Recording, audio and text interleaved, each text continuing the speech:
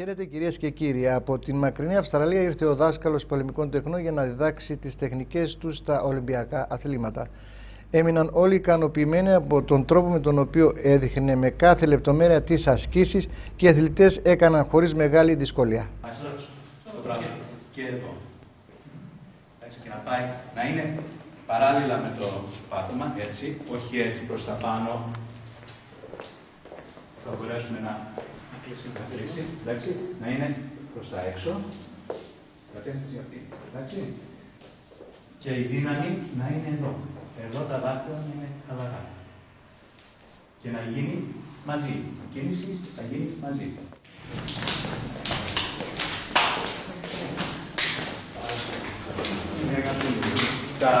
Με το thumbs out, το χέρι σας να είναι όσο πιο χαλαρό μπορείτε.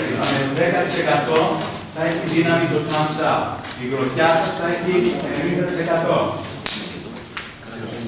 Θέλω να μου πείτε περί τίνος πρόκειται σήμερα. Σήμερα έχουμε την τιμή να έχουμε έναν μεγάλο δάσκαλο από την Αυστραλία που έχει εκπαιδευτεί από τον δάσκαλο τον Bruce Lee, τον γνωστό Bruce Lee, τον ηθοποιό Bruce Lee. Είναι ο μαθητής του και το φέραμε εδώ στην ΚΟΗ για πρώτη φορά στην Ευρώπη. Δεν έχει ξαναγίνει αυτό το πράγμα. Για να γνωρίσουν τα άτομα του γυμναστηριού μας, δηλαδή του χώρου μας. Θέλω να μου πείτε για τον ερχομό σας εδώ από τη μακρινή Αυστραλία και τι είδατε. Συγγνώμη, να μου πείτε τον ερχομό σας από την Αυστραλία που ήρθατε και τι είδατε εδώ στο γυμναστήριο.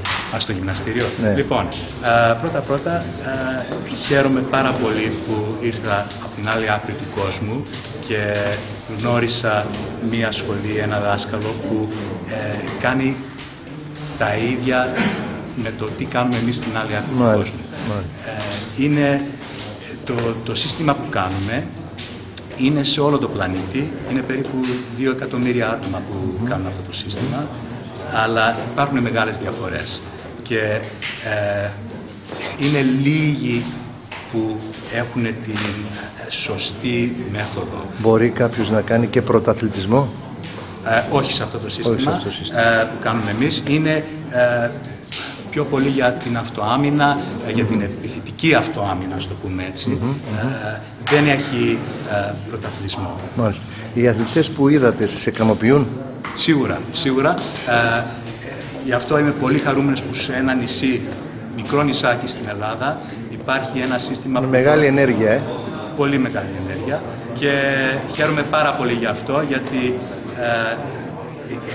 είμαι Έλληνας και γι' αυτό χαίρομαι για αυτό το πράγμα.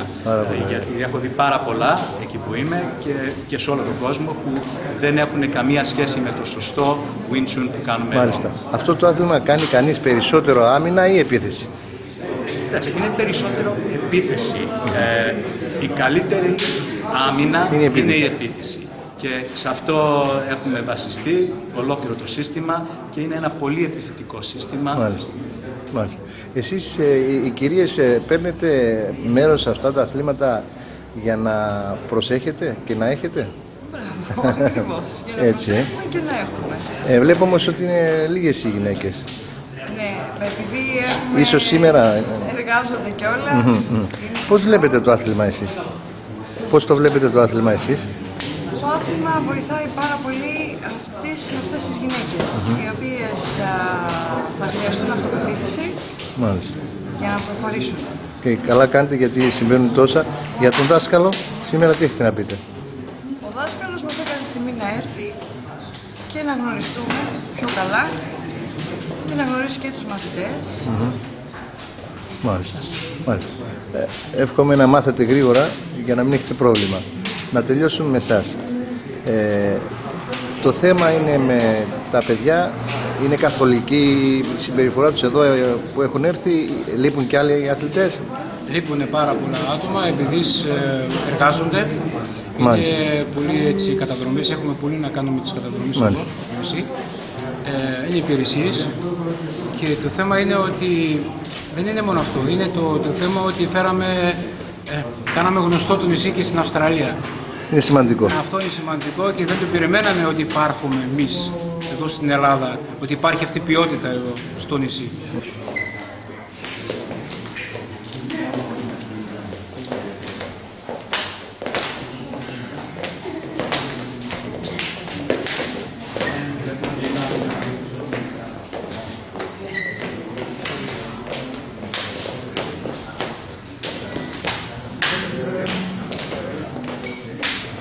Και αν ξεφύγει τώρα, αν ξεφύγει τι γίνεται? Κάτω, Μάλιστα. Έχει τύχει να ξεφύγει καμιά φορά το χέρι σου για να χτυπήσει τον αντίπαλο χωρίς να το θέλεις? Έχω χτυπήσει εγώ, έχω χτυπήσει κι άλλοι, συμβαίνουν καμιά φορά. Είναι έτσι αλήθεια? Από λάθη. Από εμπειρία και από λάθη. Είναι αλήθεια? Ναι. Τι κερδίζετε μέσα από αυτό το άθλημα? Μαθαίνουμε άμυνα. Άμυνα. Όχι επίθεση?